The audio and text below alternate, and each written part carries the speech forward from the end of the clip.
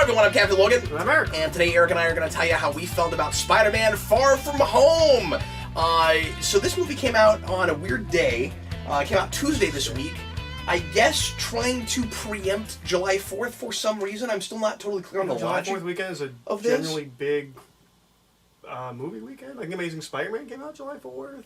Yeah, does it have anything to do with, for some reason, thinking that was a better, like, Monday was a better pre-date or something? I don't really understand that. Midsommar came out Tuesday as well. Okay, so like everybody's trying to preempt July 4th for some reason. By the way, not great. Midsommar. Oh, did you see that? Yeah, not great. Eric's not feeling it. I'm not on that. Yeah, it's one of those weird things where I don't know anything about that, so. It's the next movie by the guy that made Hereditary, which was one of my favorite movies last year. Oh, yeah. And like an instant like masterpiece classic horror movie. And this was not that. Nah, this felt like somebody's second movie, where it's like, yeah, you think you're a genius, but try a little harder next time. It's beautifully made. It's just not great. I kept waiting for the big thing at the end, and the movie totally couldn't save by that. It wasn't. There's nothing at the end. But anyways, that's not important. Well, that's unfortunate. But it also came out on Tuesday. Interesting. Well, if anybody has any insights, I'd love to know what that's about. But so, long story short, we are just now getting around to putting this out, or to doing this review, and just now. Yeah, and like we're putting it out the day that usually the preview would be, but I feel like this movie's been out for a week or two because, like, the SSSS, the Facebook group that we do with some of the patrons, has been all abuzz about it, and everybody, or not everybody, but a lot of people in there have seen it already, and I just keep seeing things all over the internet from people, and like, everybody on YouTube tries to get out in front of things and get all the spoilers out as fast as humanly possible, like always. For some reason, this one feels more that way, like just everybody already saw it, like it's been out that long, or is it just because I'm used to seeing these before opening day? Like, yeah, I don't know. Also, we need to stop doing it with Thursday. Thursday's just opening day. We start showing at like 4 o'clock. Like, let's stop pretending. Like, say it released on Thursday, that's when it released. Anyways. Well, that's the thing. A whole bunch of people went midnight Monday. So Tuesday, before it officially opened, I was already seeing a lot of stuff about it. Yeah, luckily I didn't get anything spoiled. I stayed off the internet this week because I didn't want to spoil. And it's part of why I wanted to make sure we went early, because I didn't want... Specifically the Mysterio thing. I was like, I don't want to know either way, but I also don't like to know what people think going into a movie. You mean like, is he from another dimension? Is he not from another dimension? Yeah, I didn't want to know. Is he a good guy? Is he a bad guy? But I think it's obnoxious to even, especially to even put out like it's really good, it's really bad. There used to be websites used to put like the summary of their review in the title. It used to drive me nuts, where it'd be like, this movie wishes it was this other movie. I'm like, that. Just say you have a review. Yeah. Don't put the thing in the title. It drives me nuts. But yeah, I don't like that people do that, especially with like a midnight screening. Like, don't go home and jump on Facebook and be like, it's the most amazing movie I've ever saw, the worst movie I've ever seen, or like, what? Just don't. Yeah, I don't even want to know that. It's not fair. Yeah, and it's a concept that a lot of people seem to not really grasp, where it's like, well, as long as I'm not giving you actual plot spoilers, especially if it's a person I know, if I know you very well and you tell me you liked it or you didn't like it, that immediately clouds my bias. I don't want to have any idea what anyone thinks when I go into a movie. I want to be able to have my own opinion. Yeah, generally speaking, me too. So anyway, well, there's our soapbox for that. Yeah. So how Stop doing it. Quit doing that. How we're going to handle this one, because we are getting it out still relatively on time. We're going to do non-spoilers as briefly as possible. We're basically just going to do sign flips, and then we're going to go straight into spoilers. I don't think it is possible to talk much about this movie without giving everything away. I think it would be very difficult to just do a straight how we felt about on this movie. I agree. I have a kind of negative that's not my negative, but I want to put in the non-spoiler section. Sure, yeah, no problem. Sure.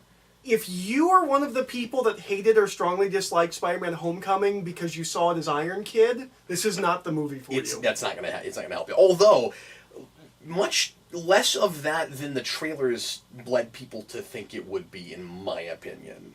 I don't know if I agree with that. Okay. Well, I guess I thought it would go even farther with that stuff than it did. Okay. And I like how it ties into the villain stuff. Yeah. No. Yeah. So I will say that. But yeah, again, this is going to be very difficult. So if you've not seen the movie yet, watch this beginning part, and then we will tell you right when we get into spoilers, and I'll also try to have a timestamp in the description, so you can, avoid past that timestamp, or you can just jump to it if you want to hear the Spoilercast portion of this. So, Eric, how did you feel about Spider-Man Far From Home? Are we doing a best thing, worst thing? Might as well. Okay. I liked it a lot. I think it's really good. I don't know if I liked it as much as Homecoming. Same here, I can't decide. But Homecoming has kind of become one of my favorite MCU movies. I've rewatched it a number of times. I think I've watched it like 3 times on DVD, which is more than you've done with anything since you've got here, certainly. Yeah. As far as MCU goes. Yeah. I don't think you've been back to Infinity War I haven't once. No, I did. I rewatched Infinity War right before we went to Endgame. Okay. Just to kind of prep. I haven't gone back to Black Panther, which I need to. But no, Spider-Man: Homecoming, I've come to really, really love. I don't know if I like this one as much. Like, it's one of those things where, like, I think there's things I like about it better, and there's things I don't like about it as much. Yeah. Best thing is Mysterio. Yeah. Like, far and away. And exciting down. to hear you say that, because that was the thing you were most trepidatious about. No, they did the thing I wanted with Mysterio. Sure. It's what I want it to be, and it's also the big like Mysterio scene is as good as I could possibly have ever imagined it was. Yeah, I was excited about that too. Gave me goosebumps. Worst thing is, and this is why I think in the long run, in my brain it will end up below Homecoming, is I don't think they balanced the school stuff and the superhero stuff as well. I don't think so either. There's too much of it. There's a point in the movie where I'm like, okay, can we get to the Spider-Man stuff? Like, the movie's too long. And there's at least one whole scene I would have cut, but I can't... I know which scene you're talking about, because we kind of talked about it before we recorded. I leaned over and I was just like, I would have cut that scene. Yeah, during the movie. And honestly, I almost leaned over and told you the same thing. And then it was, in a weird way, almost too integral. Like, we kept talking about it, so like you couldn't have just straight up cut it. Yeah. But that was a mistake, and that made it worse that we kept talking about it. And yeah, I didn't care for that. But I didn't think all the high school There's a stuff... scene on a bus Yeah. with some action that's played for comedy that I think is too easy. And it's too far. Yeah. Everyone is far too dumb. It's your typical Smallville, like, either make people look away or knock people out. Mm-hmm. Oh, and that scene does both. Mm-hmm. Anyway, but yeah, I thought the high school drama stuff, I can't even pinpoint, like, exactly what. I just thought there was too much of it. This movie needed to be trimmed a little bit. It was all in that stuff. I thought the jokes didn't work as much. Like, same here. Like the teacher stuff, like, I don't know. It just needed to be trimmed a little bit. Whereas I thought everything in Homecoming kind of worked perfectly. Like, there's just enough of everything. Here, there's just a little bit too much of it, and I just don't think it all works as well. But it's still really good. I'm definitely feeling it. It's really good. And the stuff that we do with Mysterio is wonderful. And I like the stuff we do with Peter. I'm a little conflicted with the Iron Kidness of the movie. But I think I land on liking it. Yeah. Or as being like as on board as I can be. I feel like as a Spider-Man fan, I'm supposed to be more conflicted about that than I am. It feels like the natural course when you're in MCU and when Spider-Man has more or less been an Avenger. And I don't generally want that for Spider-Man, but it's just sort of the natural thing. It's the MCU Spider-Man. Yeah. And they can do what they want. And with Iron Man, like with Tony being the mentor and being kind of the... You have to do something the new Uncle Ben for him, like, yeah, what do you do with it? If you did nothing, it would feel kind of crass. Mm-hmm. Mm-hmm. I feel like something was really, like, majorly missing and lacking. Like, I guess for me, it's like, I don't mind the comparisons to Iron Man because that's just moving forward with the story that we started with, right? Mm. Like, you and I talked a little bit after we saw it about how it kind of bookends Iron Man 1. The first movie also does that, in a lot of ways. Mm-hmm. And it's kind of fun that it's able to keep doing that and not feel rehashed. Like, I had to remind myself that we kind of did that already, but it works so well here. But for me, it's not like... I don't want to forget about the ways in which Tony was a mentor, and I thought that stuff worked way better in Homecoming than I ever possibly could have imagined it to. I agree. But I don't know if I want to continue on with high-tech Spider-Man. I agree with that as well. And I don't know how you have one without the other. Why wouldn't you use that tech if you had it, if you had access to it? And why wouldn't Tony continue to let him have access after he's gone? Mm-hmm. So... I have questions about that in the third act. Okay. But you're kind of screwed, right? Yeah. Yeah. Like, any way you play this that. This is kind of how you have to do it. You can't make everybody happy with that. You would have had to have started at a different place. Yeah. Yeah, and the people that didn't like that in the previous movie are... They're not going to like it here, because we're just continuing. Yeah. But I love Iron Man. Yeah. Yeah, so it doesn't bother me as much. Isn't this weird? Yeah, like, it kind of should, right? But Iron Man's dead, but you still sort of get another Iron Man movie in a way. Kind of. A lot of this felt very Iron Man-y. There's a thing specifically that I'm like, well, that's just Iron Man. Like, that's just an Iron Man But comic. we didn't lose the important themes and tropes and ideas of Spider-Man in order to do that either. Mm-mm. It's just a different thing. And that's also part of what makes it feel kind of refreshing compared to old Spider-Man, movie franchises we've had. So, like, I like it, but I don't like it, but I do like it. From what came before. Yeah, absolutely. Eric, this movie for me was a weird roller coaster. I spent the first act kind of impatient and waiting to figure out where we were going with stuff. And it ultimately did not disappoint. So thank goodness for that, because I kept thinking this movie's not going to be big enough. I'm gonna sort of like Star Trek Insurrection. I'm gonna be wondering why this is on the big screen. And I did not ultimately end up having that. So this is not a negative when I say that. It was just an interesting experience, because I expected, without giving too much away, certain things to be, like mythology-wise, way, way bigger than they were. And then it was kind of refreshing that it didn't go as huge as I thought it would. What I wanted going in, so I was happy. So you were happy, yeah. But I kept thinking it was maybe going to be even smaller than it ended up being. And you said the movie's too long. I agree with that. What's weird is there are places where I thought we were getting way closer to the third act than we were. And when we finally get there and everything comes together, and then when you get to mid-credits and we kind of peel the curtain back even farther, I'm like, oh, okay, we're really going somewhere with all of this. Mm-hmm. Like, there's some massive setup in this movie in a good way. Mm-hmm. I think, but I was worried it was going to be kind of superfluous, and I was really excited when it didn't end up being that, so that was good. I think my best thing might also be your best thing. I really liked Mysterio. When we finally find out what the big mystery is and what he's actually all about, it was so much fun. I laughed out loud. It's so much fun. I think Gyllenhaal is brilliant, and I like Gyllenhaal in everything I've ever seen him in, and he gets to play a couple of modes in this. Yeah.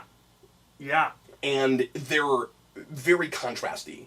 And he's awesome. Mm-hmm. Like, he gets to get like real kind of like serious and melodramatic, and then he gets to get kind of over the top, and it's wonderful. Yeah. No, he's great. Mysterio is one of my favorite Spider-Man villains, and it's done very well. I don't know why, because like Scarecrow is one of my favorite Batman villains. I don't know why that's a thing that appeals to me, like the illusions. Yeah. No, I love that too. But it's a thing I really like. And it's something we've never really had in a Spider-Man movie yet. No, nothing. So this felt brand new. Even though for us Spider-Man veterans, it's a major part of Spider-Man. You know what we can't get away from, though? What's that? Every single Spider-Man villain is Peter Parker's dad. Every single one, yeah. It's not that way in the comics. Well, I guess Electro and the Green Goblin were in the Amazing Spider-Man 2. That's the only one. Yeah, and this maybe not as much as some others, but we still do kind of do that. And maybe not Sandman. My worst thing, my big negative is, I guess, gonna be not doing anything with Aunt May. Yeah. And not doing enough with just...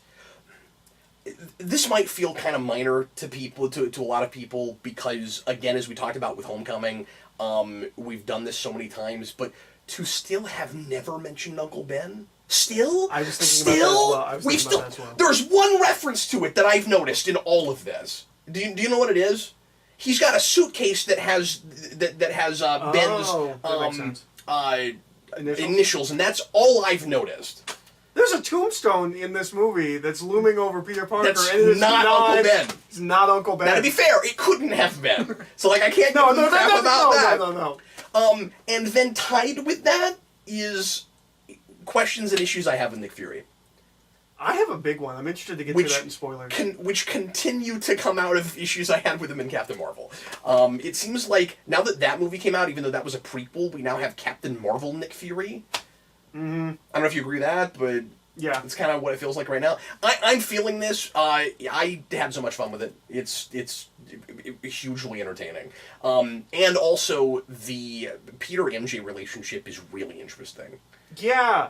You know, that's also part of what I think was bothering me in the stuff that I thought was taking too long, was I just wanted to get to that stuff. I thought we were taking too long to get to it. Right, yeah, thanks for bringing that back up, because I wanted to disagree with you to a degree and say, I'm with you that the balance is weird, but I don't think it's that there's too much high school drama, I think it's that we're not focused on the stuff I care about. Yeah, I just meant the not Spider-Man scenes. Yeah, it's not the drama that we're the drama I'm invested It's in. the comedy we're spending too much time on.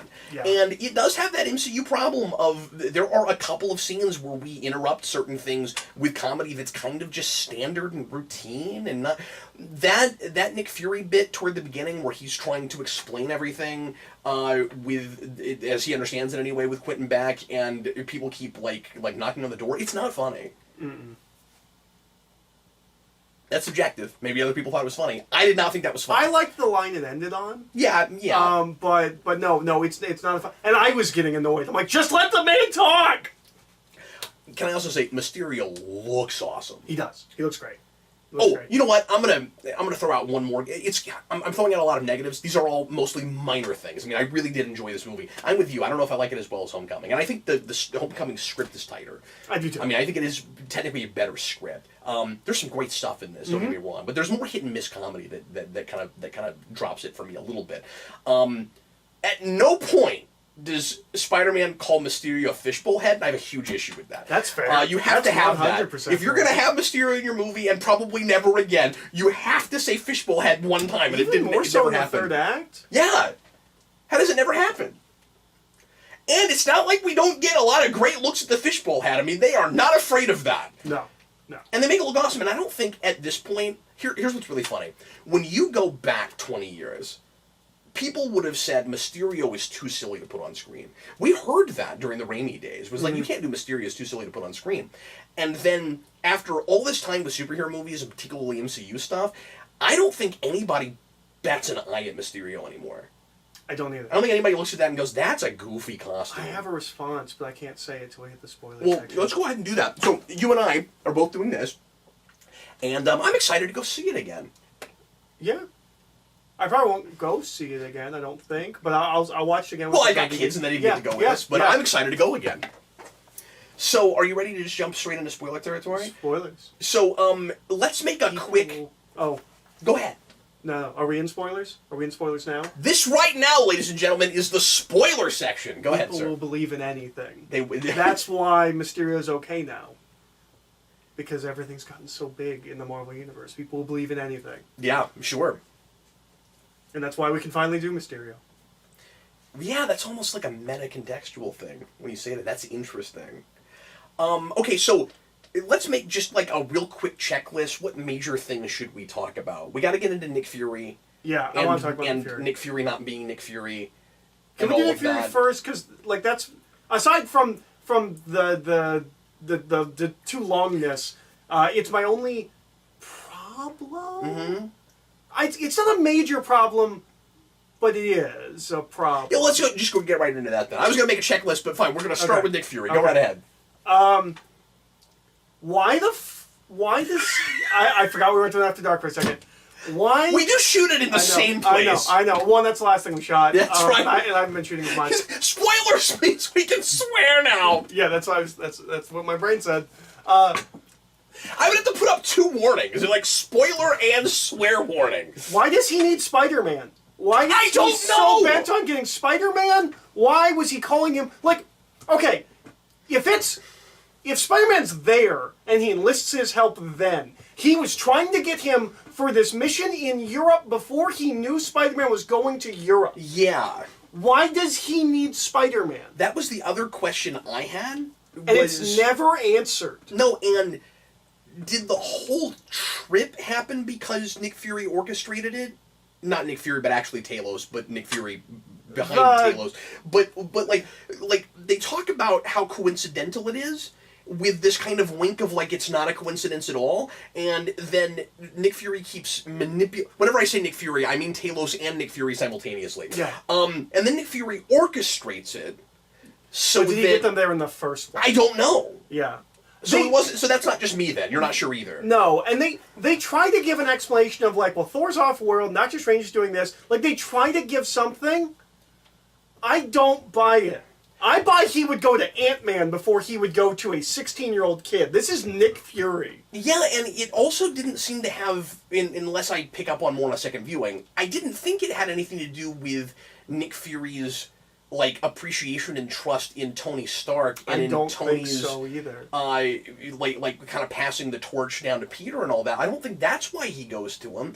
And furthermore, if he really believes those illusions are real and that there's a giant water creature, what the heck is Spider-Man supposed to do against some of those things? And that was kind of an issue for me early on. Was I was like, what is Spider-Man doing these fight scenes? Like, there's a point when he's fighting Molten Man, he does the webs and just like burns the webs. And I was like, yeah, what can he possibly do in this situation? Yeah, I don't know.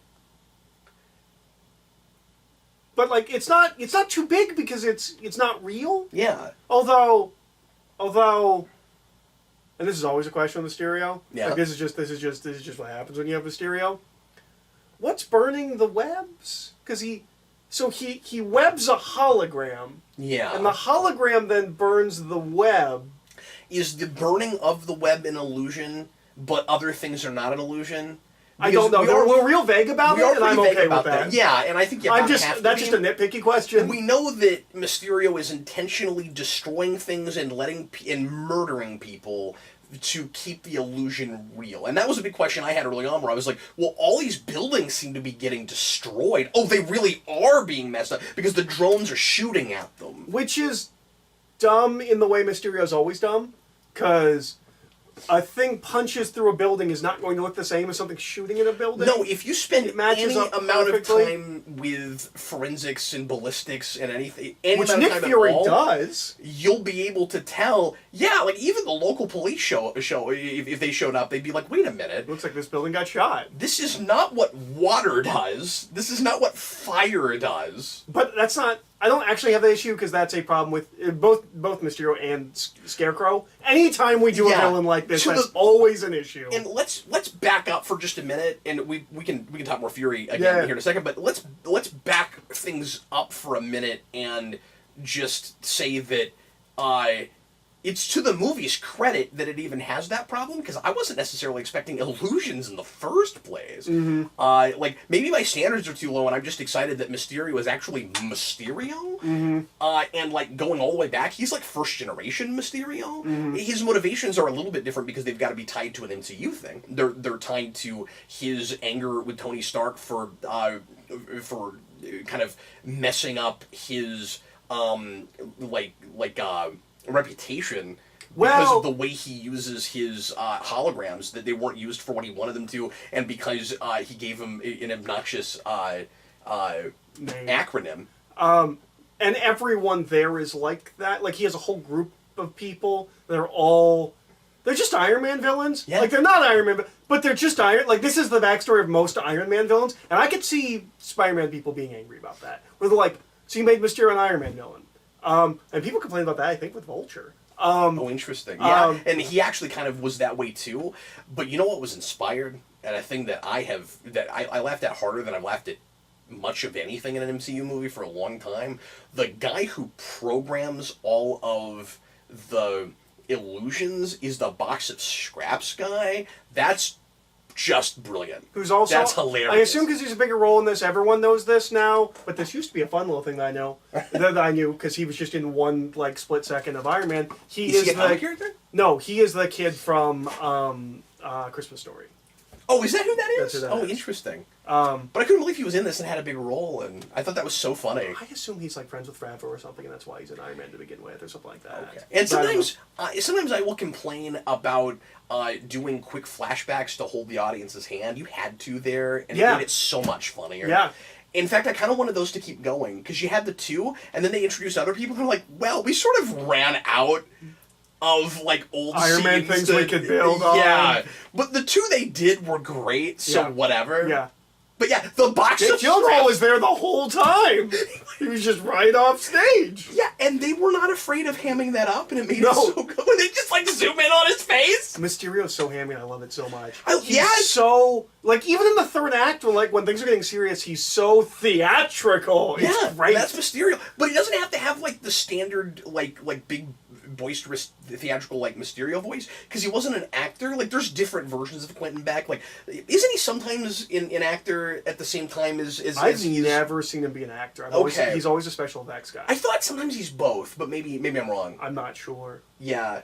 But like, having it be stark hologram tech instead of him, like, working on movies and stuff, it was a pretty good way to get him in there. I never expected him to be working on movies. No, me neither. But, like, we certainly keep the spirit of what he always was there. And, like, he's always a disgruntled employee. Yeah. And that's also what Vulture was. Like, people might complain that in some ways he's just Vulture again, but I felt like it was, like, making some of the same points in, like, a different sector. Like, I like the idea that these street-level Spider-Man villains are all kind of, like, forgotten riffraff who are, you know, geniuses or just, like, you know, good at what they do, and they didn't have to get like this, but society forgot about them. They all think they're sticking up for the little guy. Yeah. It's interesting because I've heard rumors... This guy is less sympathetic than Vulture, but that's part of what I liked about him. I've heard rumors that the MCU wants to do Green Goblin, and I assume that will be what's next, since they don't know if they're getting a movie after the third one. I don't think you can do that with him. No, he has to be the going the other direction. He'd be the contrast. He has to be the guy that is... Yeah, now, what you could do with Green Goblin, and some people, especially Dan Torrey, are probably going to cry foul when I say this, and like, think that this is blasphemous, right? But considering thematically what we've been doing with those villains so far, and 2 does not a pattern make, I realize, but shouldn't Green Goblin be a politician now in the first place instead of a corporate guy? I would think he would have to be a corporate guy, because the resolution to this is you fight the evil Tony Stark. Yeah, maybe because the previous 2 have both been people that have been... But, like, the Vulture had major issues with the government, too. But he blames on Tony Stark. Well, that's true. Both of them blame it on Tony Stark. Yeah, and they're also blaming things on superheroes at large. Mm-hmm. And then the next movie, I keep having to remember, we're doing spoilers, we can talk about this stuff. Yeah. And then the next movie is going to have everybody thinking Spider-Man's a bad guy. Now, what? So no, you're right. He could still be corporate. Now, what if we do Green Goblin? I'm just thinking out loud. If we do Green Goblin in the third one, the thing that people believe in anything line has to promise me is that we will get Green Goblin, like full blown like Green Goblin. And I think you could do that, especially after we've done Mysterio and stuff. Like, well, and I mean, the test footage for the original Spider-Man for that Green Goblin mask they had was great. Oh, really? Yeah, have you ever seen that? Oh, it's great. Or it's been a while if I have, I forget. It's great. Oh, I think it would be... They won't do this. Wouldn't it be really funny if we went Fox Cartoon and we did Hobgoblin instead? That would be so funny. I would want to. Would you have a problem with that? No, because I love the Hobgoblin. See, me too. He's my favorite Spider-Man villain. And Hobgoblin you could do like this. Yeah. He could be like a Vulture or a Mysterio. Yeah, absolutely. Well, and because he steals his tech from Norman Osborn. Yeah. So I had somebody recently who I was thinking of that I was like... Oh, Stacy Keach. Stacy Keach should be Roderick Kingsley. I'm saying that for him, but he's a little old now. Maybe not. But anyways. So you go back to Fury for a minute? Yeah. Let's go back to more Fury. Stuff to deal with there. So remind me again. So your big beef with that? I don't know why it has to be Spider-Man. Yeah. What it feels like is... I wanted that from the beginning, and then I figured whatever the mystery with Mysterio was would explain it, and it doesn't. Like, Mysterio intentionally was like, get Spider-Man. What it feels like is, and this is unfortunate, but we know that the Marvel's deal with Sony requires another hero guest star. Oh, is that right? We know that. Is that why this is why it's always why it was Yes. Tony Stark in the first place? Yeah, why Nick Fury's in this one. And it feels like they were like, well, we don't want something too big. And We fans want it should to be be Spider-Man's a little more movie. understanding about that, right? Yeah. Because people keep complaining like it's always team up stuff. That's part and of like, Sony's deal. Okay, that is maybe a problem. I don't want it to be a team up every time, but if that was the only way to get Spider-Man in MCU, considering the way Sony was handling that character and how much I like Tom Holland in that role, and how much I like the high school comedy stuff they're doing, and drama. Yeah, I'll take that if I have to. But it feels like they were chafing against that, where they're like, well, who do we use? Like we don't want somebody too big. We don't want somebody that's going to overshadow Spider-Man. Like, maybe Nick Fury could. Mysterio's kind of like a spy thing. Okay, we'll work with that. And like they just had to contrive a reason for him to be here. And how much harder is that to do after Endgame when you've killed off some characters, and when you have characters in dramatically different status quos, and when you know that there are certain characters that they already have major plans for, and some of which are getting their own TV shows, like. Yeah, because who else even could it have been at this point? You can't do Hawkeye, Falcon, Winter Soldier. Yeah. Which this movie knows that Vision didn't come back from the dead. Yeah, which is nice. That opening is great. It is. It's really good. I love it. So let's go to this place for a minute. We'll get back to Fury at some point. I want to talk about the Skrull thing. But did we do enough of Aftermath? Like, does this world feel sufficiently enough like a world coping with the with everybody coming back 5 years later and all of that? So, yes and no. So one, they did more with it than I thought they would. I agree. It is very strange and coincidental, and this is the only way you could do it. But everyone Peter Parker knew went away. Yeah, and I said that during Endgame. I was sitting in the theater, and as soon as Spider-Man came back, I went, wait a minute. We're about to have a new Spider-Man movie. His entire supporting cast is dead and alive now. He's really lucky MJ didn't blip out. I still don't know if Aunt May did or not, because she just ages so well. She could have been there for 5 years. She could have not been. She says something about it to make it. I think she says something that makes it clear, but I don't remember which way it went. I think she did blip out. Okay. I think she also. So everyone that Spider-Man personally interacts with did blip out. That's convenient and nice. Really convenient. Even the teachers, like as far as we know, everybody. But no, I like the little news thing at the beginning that covers it. I like, and I didn't mind playing it for comedy because, not like that. No, like from the kid's perspective, that's how they would deal with it. Like I thought that was really fun. I liked the little bit about like birth certificates being weird now because you're not old enough to drink yet. That felt like a nice attention to detail.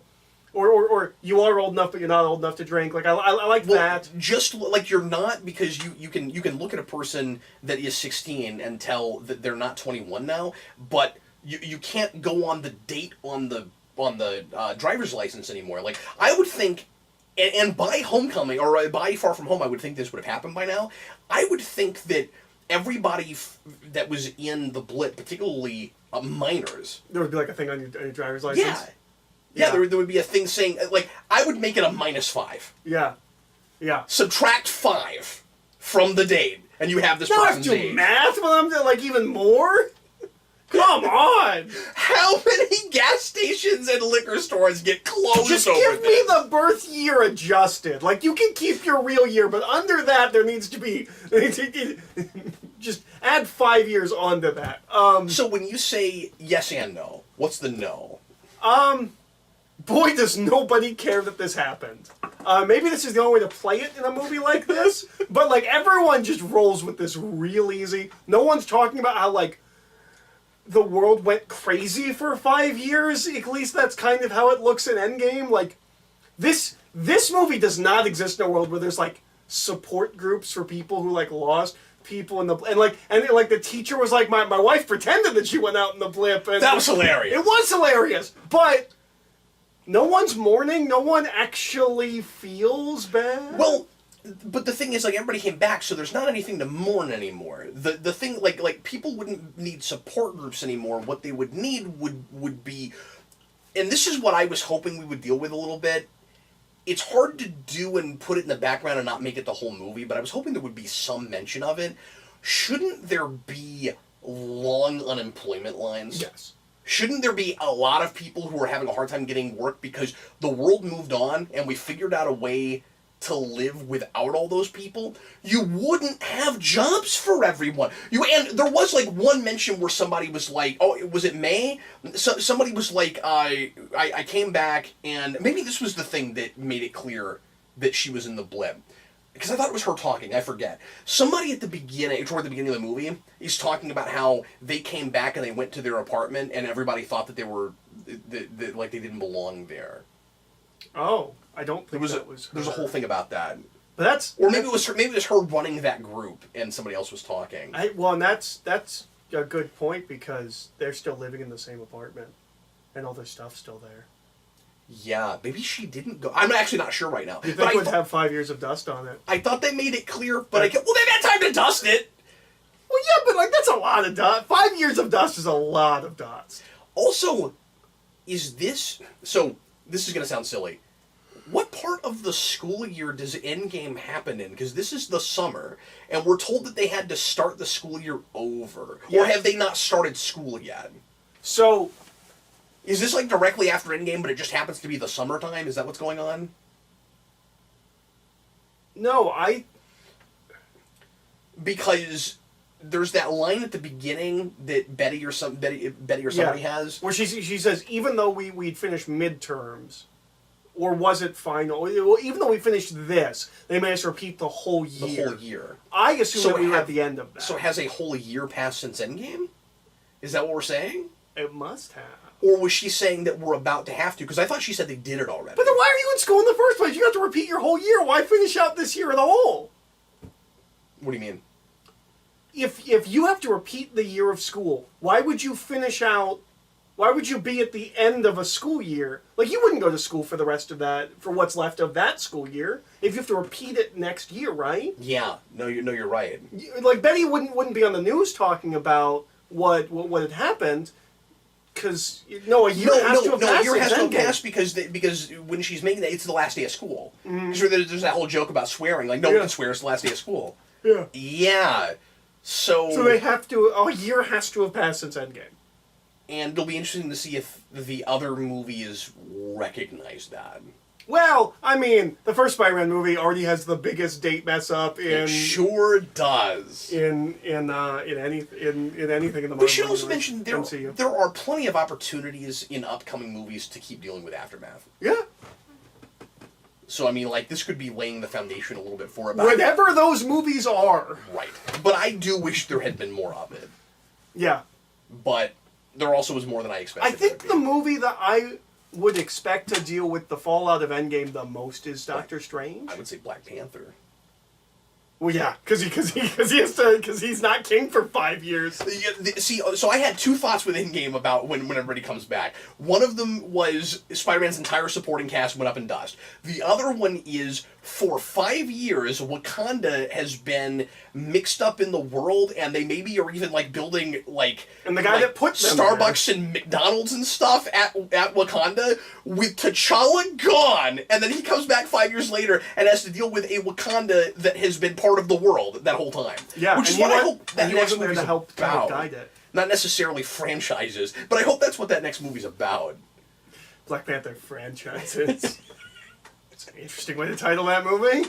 It's not what I meant, but it would be really funny if there were like Black Panther restaurants. They go the other way too, where there's like Wakanda restaurants. It just opens and T'Challa's just like working at like a McDonald's. He's like, well, I'm not king anymore, and I needed a job, and with the overpopulation, it's so difficult to find work. Dude, missed opportunity. It's not McDonald's, Burger King. Clearly, it's T'Challa wearing a Burger King. Yep, that needs to be a meme. Somebody make that right away. Yep. Please, somebody do it. You have my permission. Take it. Go. And I immediately adjusted calling it the blip. I'm just calling it the blip now. It's no longer the snap, it's the blip. I like that. It seems like a thing that somebody would say. Yeah, because normal people don't know that there was a snap. Because that's the only way you can use the Infinity Gauntlet. Is by snapping. That's not true just for anything major. because he makes other things happen with certain stones just by turning it. He'll do that, and then things happen. So. He only snaps when he Hulk wants. Tries to snap, and then Tony snaps. But they only do it to make that massive thing happen. Okay. We're only It's snapping only if we disappear half the universe, or if we reappear half the universe. As opposed to originally, it was just a mundane thing to show how powerful he was. I think the idea is if we're only using one stone, you turn it. But if you want to use them all, that's when you have to snap. Okay.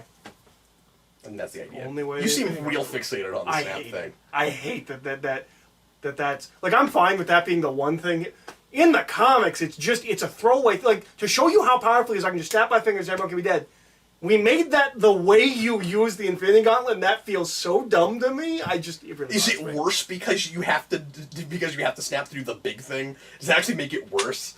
Maybe that does make it worse. My problem with it, I've said this before, is just that I don't buy that in a thing like that you actually could snap. Like the way it looks in the comics, it looked like it's you just could. a glove. But in that, it's a big metal thing. And I'm that just bothers me just thinking about it. No, it's dumb. They messed up Thanos completely and the Infinity Gauntlet. But this movie doesn't have. They didn't bother thinking about them at all. Anyways, this movie. Where else do you want to go? Do you want to talk about the Peter, Mary Jane, sure, or maybe just all of the high school stuff? Because I'm mostly thinking about a bunch of like little things I want to talk about. Let's do some of the big stuff first. Yeah. The MJ stuff is great, but at the same time, I felt like she wasn't in this movie enough. Same here, but I like where we get them at the end.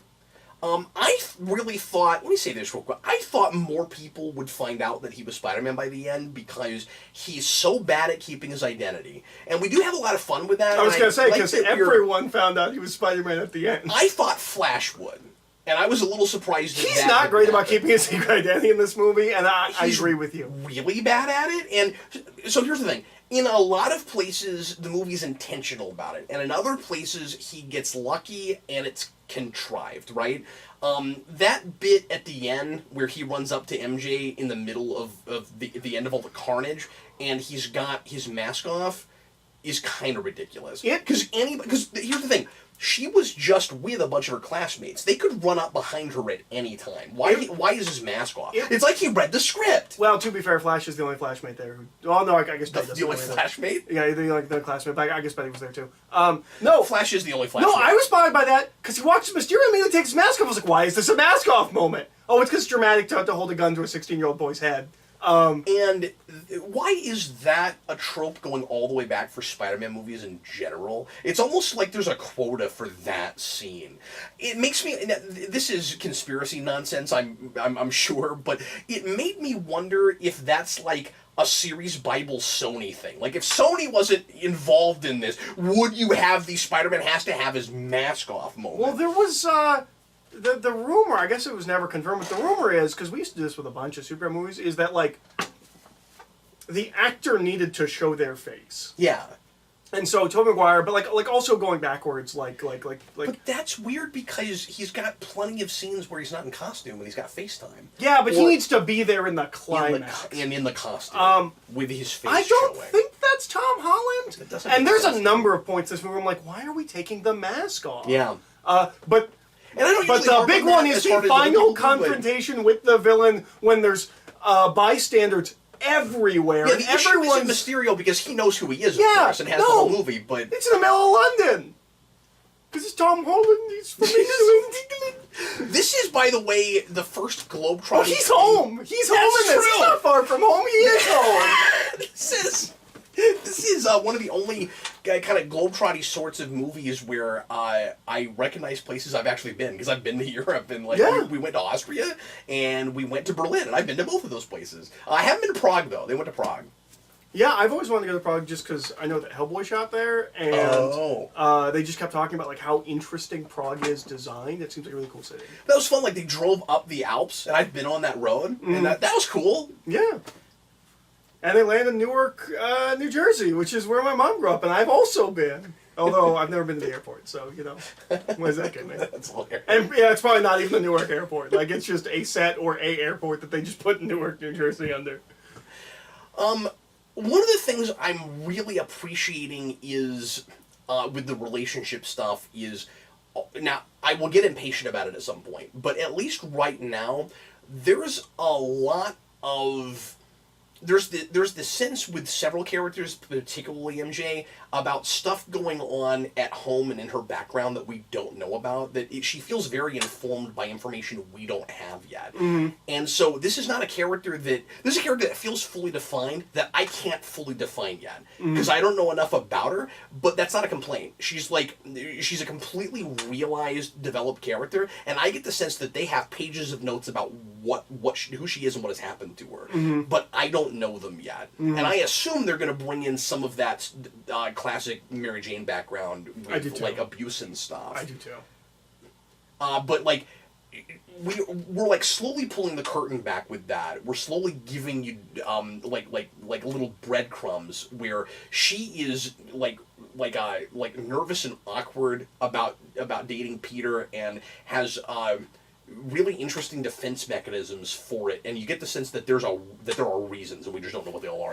And that was really nice to see, because in the first movie, and maybe it's because you get to see her like more vulnerable or more of her, but in the first movie, she never feels uncomfortable. Like, and it's clearly or at least you can be sure in this movie, like it's kind of a defense mechanism. Like she's so weird and quirky, but she always feels in control of the person. It kind of has a superior attitude, and like she always knows a little bit more about the world than you do. There's this almost kind of pretension to her. Mm-hmm. And then in this movie, you actually get to see her be awkward and uncomfortable and not be in control of the situation. She's always in control of the situation in Homecoming. In Far From Home, she's not, and that's nice to see. Yeah. But yeah, I think maybe we're supposed to feel what Peter feels, like he's just trying to get close to her and like things keep coming up, but I felt like she wasn't in this movie enough. Yeah, I agree with that, but I guess I also appreciate that we're not rushing the relationship. Yeah. And it feels like a good stark contrast between with that and what we did with Peter and Gwen in the previous franchise. Mm-hmm. Where we just have to get so much done in 2 movies. And a real stark contrast to the Sam Raimi films. Well, yeah, because I like these people, both of them. But the risk they run, of course, is we don't know how many movies they're going to get. And if they don't get it far enough in 3, and then we don't have Spider-Man anymore, that's going to be unfortunate. I have no idea what is going on with the Sony Marvel agreement. I don't either, because we know they have at least one more. Yeah, and at one point we thought that this was the last one they had to do, and then they had to redo the contract. So either they've done it already and they're getting more, or we were wrong about that and they still have one more. And I think it is that second thing right now, but I'm not totally sure about that. Maybe somebody can enlighten me. I feel like we would have heard if the contract was renewed, but I don't know. And considering how cliffhangery this ending is, there's no they fear think they're getting a third one whatsoever that they're getting a third movie. So they must, right? And Tom Holland accidentally revealed that they're making a third one. Oh, of course he did. Yeah. But you get to the end of this and they have to. Yeah. It'll be really interesting, by the way, to see if after the frame-up job thing at the end of this and everybody turns against him, which, by the way, and you know Dan Torrey is going to be so excited about that, because we have not had any people don't like Spider-Man stuff yet, and now the whole world's going to turn against him. And it was time for the other shoe to drop, because so far this has been a Spider-Man who, I mean, there have been obviously consequences to his actions, both positive and negative, which you always have Spider-Man dealing with the responsibility thing and trying to balance his personal life and his superhero life. But Spider-Man gets dropped down to like the lowest possible place and has to bring himself up somehow and hope that everything comes out in the wash a lot. And we have not had that yet with this with this version. Well, and he's been coming out pretty squeaky clean. It's a problem with every single Spider-Man movie. I would have, if we were doing spoilers at the beginning, I would have said that was my favorite thing. Oh yeah. Just that we leave him on such a like unfortunate place right at the end. I loved that. Yeah, I hope I don't have to wait too long, because I think the Spider-Man movies are every 2 years. Yeah. Per Sony's contract, so that's nice. I don't have to wait like 4 years. But that's part of why I'm curious to see if it happens immediately after or not, because they're going to have to, in the other movies, tiptoe around and make sure that we don't go to places where we should know what's happening with Spider-Man. Unless they seed some things in those on purpose. I don't know.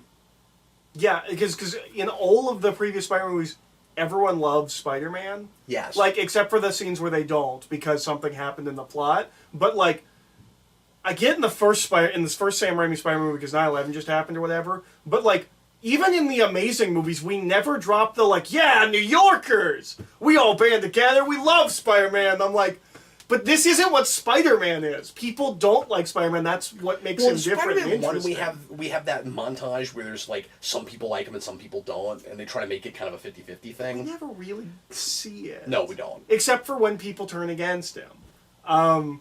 Well, and I mean, that is what this is now people are turning against him because of one big thing that happened. Yeah. But And I at don't least, love that. But yeah, but, like, it's better. I'm not saying I'm loving it because people are, I mean, I think it's good that we're finally doing that, but it's not just that people are finally not sure about Spider-Man, and that, like, people think that he could be a villain. It's more that just something bad is happening for him and he has to deal with it. Mm-hmm. And it's a bigger issue. Mm-hmm. I also like that it's Jameson's spin.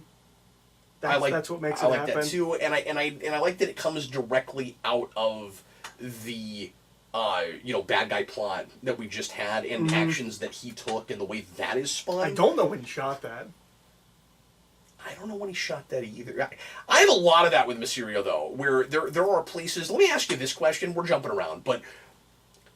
what is... Okay, so there's a whole scene where Mysterio's talking to Box and Scraps guy, and and they are putting together what the illusion is going to look like for the big Destroy New York scene. I think New York. Oh, do you have the same thing I have? But they threw together the Spider-Man one real quick. How do they do that? It's almost like it's on the spot. It's like he's riffing or something. How's he doing that?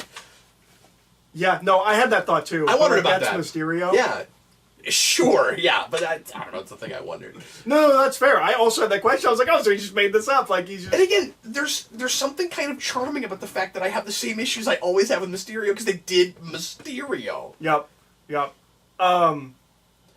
But yeah, I don't have.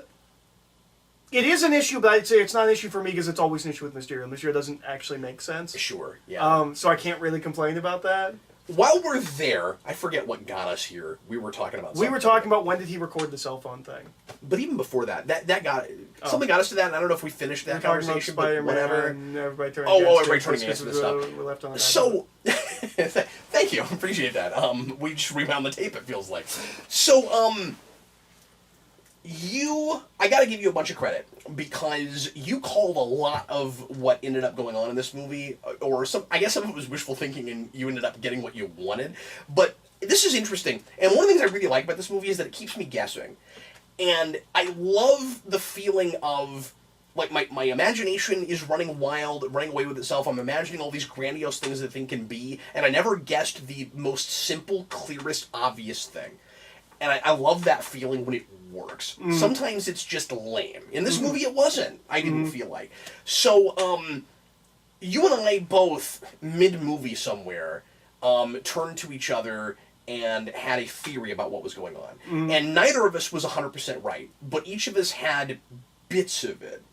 But you were a lot closer than I was. So, early on, because, and this is the thing I'll complain about that's not about the movie, but about advertising, I assumed walking in that everybody who said, because I thought it was wishful thinking, everybody that said Mysterio is not going to be from another dimension, he's just going to be lying about that, I thought you guys were all bogus. And I was wrong. He's not from another dimension. I'm so glad. And I just didn't think there was any way you were right about it because I jumped onto the bandwagon of, well, surely they're establishing multiverse to bring in X-Men and Fantastic Four. And this obviously does not negate multiverse at all. It's not going to be the one that Mysterio's talking about because he made all that up out of whole cloth. And I personally... He's a guy. That's one of my favorite things. He's got a writer! And he's feeding him notes. He's feeding him dialogue at the end. And I love how late that comes. Like, I don't remember us seeing that before. Like, he's doing all the speechifying, and then at the end, we just see the guy with the script. I love that. That's the best. Anyway, that was one of my favorite moments in the entire film. Nobody else thought it was funny. I laughed out loud. That was amazing. But he makes up 616. Which I appreciate. I appreciate, because I heard somewhere that they were saying this universe 616, and I was like, you can't do that. Sorry. You don't get to do that. Well, that was in the trailer. Is that what 616. it is? Oh, okay. And, no, I'm sorry. It wasn't the trailer. There was a short clip they released. And the 616 thing was in there. And immediately I was like, well, this ruins the MCU wiki. because the MCU wiki gives the MCU a number inside the Marvel multiverse. Yeah, it's like 10,000 something or whatever, or like no, it's like 1999999 something, I think is what it is. And this movie actually does not negate that at all. Okay. Which is interesting, right? He just makes up the 616 thing, and he's like, and I'm from Earth, this other thing. So 616 ends up just being a reference for comic fans, and I like that. Yeah, I like that we went that way. But I just wanted to bring up the multiverse thing and the fact that well, you were also complaining about the trailer. That I was wrong about. Yeah. So I don't. Okay. Yeah. So I don't like that because I feel like I was duped. Where the advertising was trying to make some of us, I think that like get us off the trail by putting a thing in the trailer that's not in the movie. Maybe it was an illusion. Oh yeah, okay, so like you can explain it away because the trailer's doing the thing Mysterio's doing and isn't that clever because it's meta what? No! I also like mentioned the trailer. The Mary Jane thing shouldn't have been in the trailer. No, it shouldn't have! And the final suit shouldn't have been in the trailer. Because, okay, so that suit's really cool. And you know what? I realized... Suit is so good! Yeah, I realized they need to keep it forever and never move away from it. I realized what that suit is. And I hope that it's in the next PS4 Spider-Man game. Me too. I was also thinking that. But I know what that suit is. I think that every time I see a cool Spider-Man suit now, where I'm like, I hope they use that. Because it was bugging me, because I was looking at it and I was like, this looks really familiar, but I can't place it. It's the first Superior Spider-Man suit. Is it? Yeah. Or is it like mostly that, like tweaked a little bit? I mean, it's that, but in the MCU design. But like it's the black, and I think he had the webbing, but that really bothered me because when he starts making the suit, I was like, it could be anything. What's it? And then when you actually see the suit getting made, I was like, oh yeah, we haven't seen the one with the web pits. Boy, I wish that wasn't in the trailer because that would have been a cool thing for me to experience in this movie. His first suit had web pits, but this one had just much larger ones. But I'd seen the costume in the trailer. Oh, okay. And so I was like, what costume is it going to look? Is it going to look identical to the comic books? Like, what is it going to be? Oh yeah, that's right. Yeah, I've seen this costume. It is a great costume. I hope they keep it. I hope they don't keep changing his costume like Iron Man. Not every hero needs to do that. Iron Man kind of started that, and now we've done it with like everyone. Like everyone's got. We really don't need to do it with Spider-Man. Captain America's got a different costume every movie. Thor has a different costume. We don't need that for everybody. And in case we don't get a chance to mention it anywhere else, you had a really good point when we were leaving the theater, which is one of the ways in which we bookend Spider-Man is by.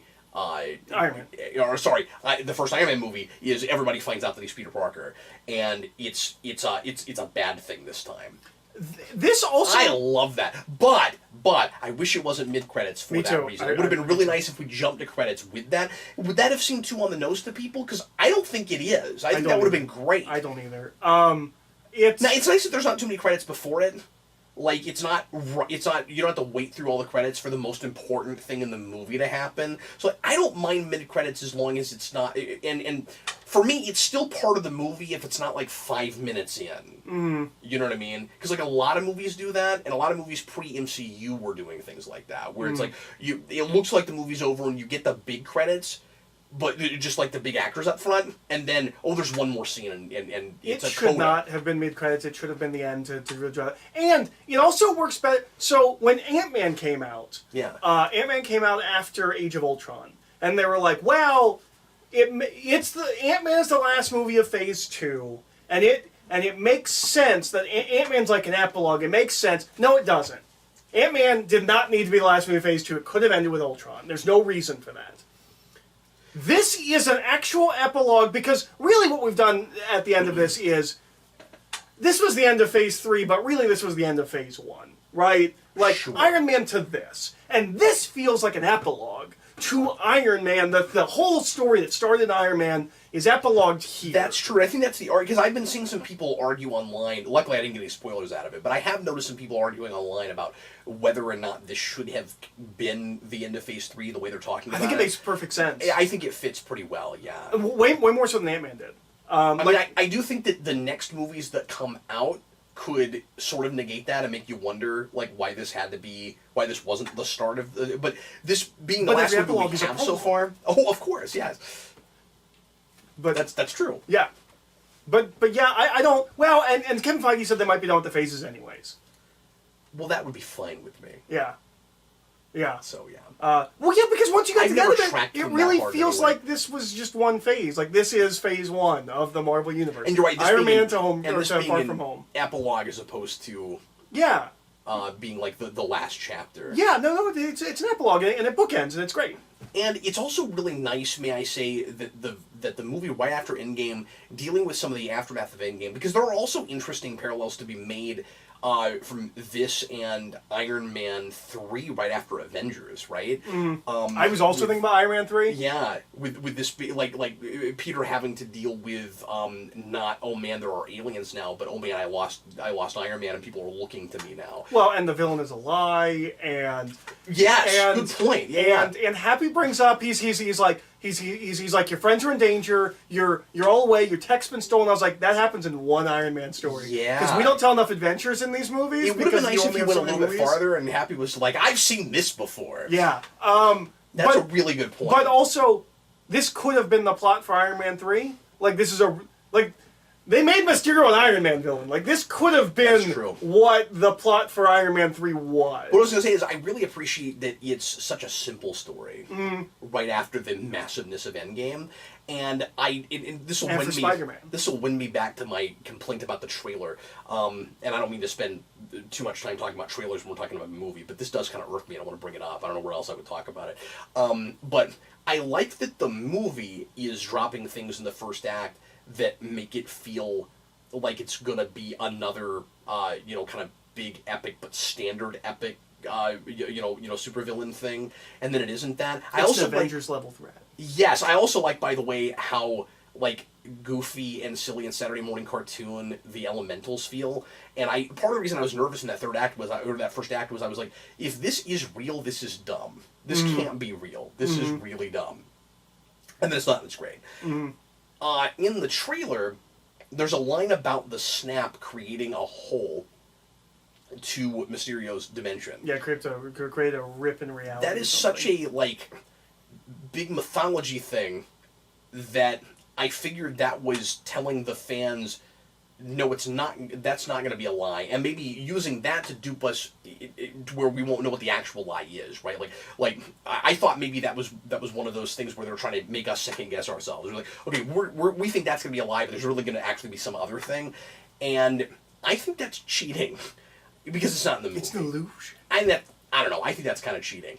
But if there actually was, unless that line's there and I missed it, but I don't think it's there. I don't think it's actually in the movie. Maybe Nick Fury says it while the people keep knocking on the door. That's hilarious. Why did he wait until then to bring that up? Well, that's the first time he talks to Spider-Man. Oh, is it? Yeah. Because he's been okay. dodging him that whole time. Okay. He's ghosting. And then Nick Fury. and then he just cuts to, there's a hole in reality. Just a minute. Fine. I'll just tell you when you meet Quentin back. And then he does. So speaking of Fury, I wanted to get back to this at some point. Fury is, I am so lost on who he even is as a character anymore.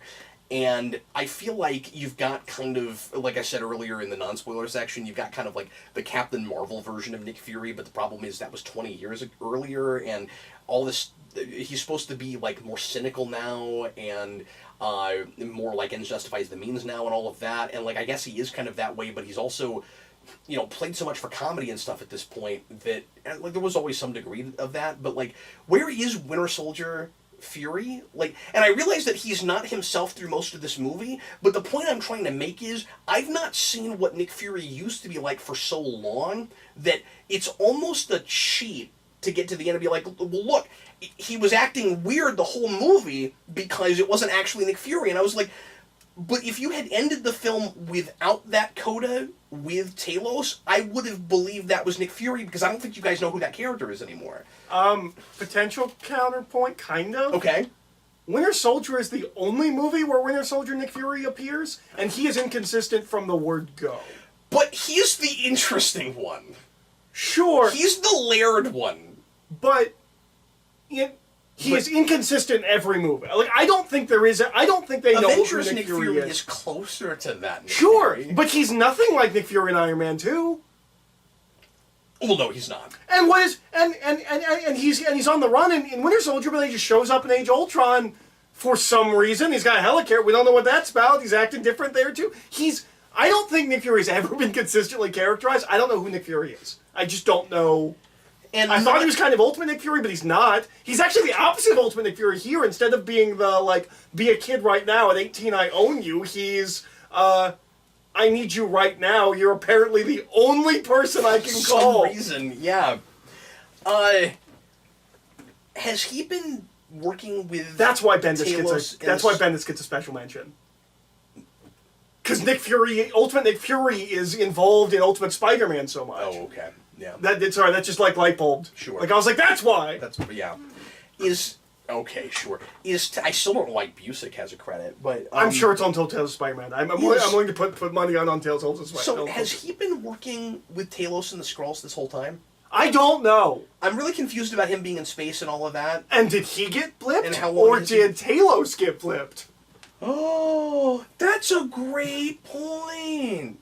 Because... But would he have given the pager for Captain Marvel to Talos? Probably not. But he was just running around the street. He's not up in space. When does he leave? And it's possible that anytime until we know more, because, I mean, to be fair, we don't know a lot yet, so this is just speculation and confusion and me wondering things before it's really, throwing out negatives. But, like, is it possible then that at various random points throughout the MCU history, Nick Fury has been Talos? He's not inconsistent. He's different people. He's just not always Nick Fury. Maybe it's actually in Winter Soldier. He goes up after he gets hit in the car, and it's not him that we see in the bed, but that's when Talos replaces him. He's always thinking. I don't He's up in a spaceship, and I'm just wondering when that started happening. Like, maybe it just didn't happen until after Endgame when Captain Marvel came back, and maybe he and she made some kind of arrangement with the Skrulls. Maybe that's what's going on. I don't like it. It feels like that original Sin thing where I was like, so we're just never doing the Nick Fury thing. Like, yeah. I didn't read Original Sin, but like... You should, because it's great. I know what we do with Nick Fury, and I'm like, that feels not like Nick Fury at all. And like, I know it's weird because there's these arbitrary like limits on characters in a universe that's infinite, right? Like, yeah. Like, Spider-Man can go to space, but a Spider-Man story doesn't go to space, right? Like, Batman has that too. Like, Batman can hang out with the Justice League, but in a Batman story, Batman does not go to the satellite. I think that's a great point. Sure. And so, like, that's what I have with Nick Fury, where I'm like, yes, it's not too far that... I guess it's not too far that Nick Fury becomes the Watcher, but it is too far for me for Nick Fury. And I kind of have that with this, where I'm like, okay, and I guess he'll be integrally involved in whatever the next big storyline is for the Marvel Universe. I assume that's what we're setting up. See, part of the problem I have... Yeah, and everybody's assuming, or a lot of people are assuming it's Secret Invasion, but... That doesn't make sense. They're all good Skrulls. So far, we're just seeing good Unless Skrulls. Nick Fury's evil. And they're not talking... Yeah, he could be a Skrull. That wouldn't... That He's an evil Skrull pretending to be Nick Fury, and there was never a Nick Fury in the first place. You have a Skrull that was pretending to be Nick Fury, but he's pretending to be a guy who was a Skrull pretending to be Nick Fury. Yeah. That could just go forever. Inception. Skrull, Nick Fury, Inception. And that is how time travel is possible. And that's chaos. I don't know how I feel about it. The thing is, Captain Marvel felt with Nick Fury, I mean, I complained about this a lot when we reviewed it, so super retconny. And now, like we do a lot with prequels, suddenly we're going to take stuff that never existed before, that we have retroactively said exists for 20 years, and start using it now. And I hope there's enough of a good reason why it's happening now, but like I already resist so much how different Nick Fury seemed, and then the eye thing didn't end up having anything to do with why he changes and gets more cynical and all of that. Like, it really bugs me. Because based on my theory, that's Talos at the end of the film and not Nick Fury. Okay, here's where you could be right about it. The cat doesn't like Skrulls, and we never understood why he scratched Nick Fury's face. Oh, you think that's Talos there? It wouldn't make any sense for it to be Talos, but maybe it's an evil Skrull at that point somehow, And again, Talos is pretending to be Nick Fury later, who he thinks is Nick Fury, but is actually an evil Skrull seed. And they planned all of this. It's not like it's not like every single time the Marvel Universe tries to plan something, it doesn't work at all, ever. I'm just making up stuff. I have no idea what's going on with that. They should stop that. They're really good at the organic storytelling. They're really bad at the planning. Yeah, absolutely. And the payoff. They're very bad at payoff. Can I change the subject? Yeah. One thing that I think is really cool visually, and this is just as a Spider-Man fan, this doesn't actually really make any difference in the piece itself, but if you already have prior knowledge about Spider-Man, I like that we have a non-glasses wearing Peter where glasses make him cooler. Also, I think that's cool. Also, Mysterio's wrong. They look great on him. Not only that, and he looks kind of like Tony Stark. Like there's points where he like almost has the Tony Stark which is swagger. cool because of the parallel with those characters and where he's trying to live up to Tony. And I love all the talk about Tony wanting him to be a better version of himself. By the way, Mysterio. Not only do I agree with you, but I think the opposite is also wrong. So, Peter acts like Quentin Beck looks great in the glasses. I think Quentin Beck looks dumb in the glasses. And I think Peter looks great in the glasses. That's neither here nor there. I'm wondering if the glasses are... Because I know that Tony had glasses at some point that look sort of like that, but I think they're purposefully trying to look like Stanley glasses. I don't think so, just because I think Tony did wear those glasses. Exactly those? I think those specifically. Did they even have that extra...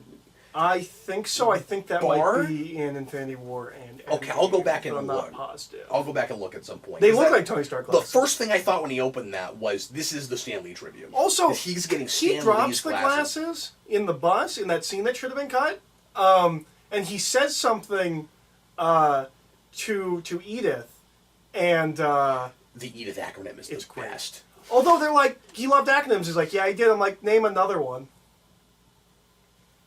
I guess aside from BARF. Acronyms were not Tony Stark's thing. Yeah, because it's not like all the... Well, maybe... I bet people are going to leave comments. Jarvis isn't an acronym. I was going to say, I don't think it is. I think... And if Jarvis is, none of the other ones are. Yeah. Also, Karen's not present. You notice that? I was okay with that. I was, too. Because we're talking to the glasses. Yeah. By the way, I hope there's not one in the... Can I ask you a stupid question? Yeah. How does he hear the voice in the glasses but no one else does?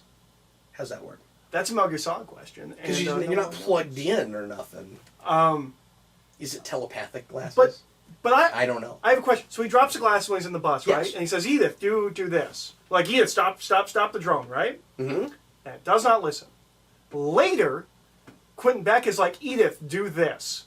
And then pulls the glasses out of his jacket pocket, and it hurt him and already reacted. He was not wearing glasses the entire time he was commanding all the drones. Yeah. Maybe here is fine, but the floor is too far. Too far. Okay. That's the best I've got. No, that does seem like an oversight. You're absolutely right. Okay, I got to ask the big question about the responsibility thing, which is, after the mistakes Peter makes in the first movie that he has to make up for, when he's kind of proving that he's not ready for the suit, and then he has to re-earn the suit again. I'm just asking the question because I'm not landed on it yet. So this is not me backdoor telling you how I feel about it. Is it a character regression? Is what a character regression? That he makes some of the mistakes he makes in this movie after some of the stuff he went through in Homecoming. The big ones are the thing he does with the glasses where he almost gets that kid killed. And then more than that, being stupid enough to give the glasses to Quentin Beck, not knowing enough about him. That one doesn't bother me. He's in a real vulnerable place, and he's in also multiple ways. Fury trusts that guy. Yeah, Fury trusts that guy. Tony Stark just died, and he really just wants to go kiss MJ. There's a lot of things. Yeah. I buy all of it. And by the way, the balancing personal life with the Spider-Man stuff is handled really, really well here. It's very good. And I'm sympathetic to him the whole time, and I'm never feeling like he's being too selfish. Like, especially after everything with Endgame, he should have a summer and he should get a girlfriend. There were a couple of things in this, though, where I was like, yeah, this doesn't exactly work. Like, putting him on a school trip makes it much harder for him to disappear, and some of the explanations they come up with were a little contrived. I'm not saying it's not been contrived in the comics. That's one of the parts where I say that it's very like Stan Lee, though, because you think it's like Stan Lee contrived? Yes, you and I argued about this some when we were leaving the theater, where I said that this feels more like a Stan Lee story to me than the first movie. I stand by that because you said there's more high school stuff in the first movie. Yes, that's true, but also the Vulture is very Stan Lee, and like he's the dad, and okay, and but I think that I think they're both Stan Lee. I don't think either one is more Stan Lee. Okay, but all I'm saying is when we did Globetrotting in Stan Lee, it was also like this. Like, there's a story where he goes to Europe pretty early on, in like issue 10, 11, 12, somewhere around there, where he goes to Europe, and it's a lot like this, and he's constantly having to like find ways for people not to know he's Spider-Man. And, like, it's contrived in a very similar way to that story. It's not there because I'm 16 issues in rereading Amazing Spider-Man. He has not gone to Europe yet. It's one that Dan and I did a page by page on. Weird. He goes to Chicago. There's one where he fights Doc Ock there. Maybe it wasn't overseas. Yeah, he goes to Chicago and he goes to Florida to fight the Lizard. Does he take an airplane? I think he does to fight. There's a thing where he also goes to L.A. He also goes. He also goes to L.A. He goes to L.A. to fight Green Goblin. Okay, but like he leaves New York and he's on an airplane and it's handled similarly to this. Yeah. I'm not sure. It's one of those.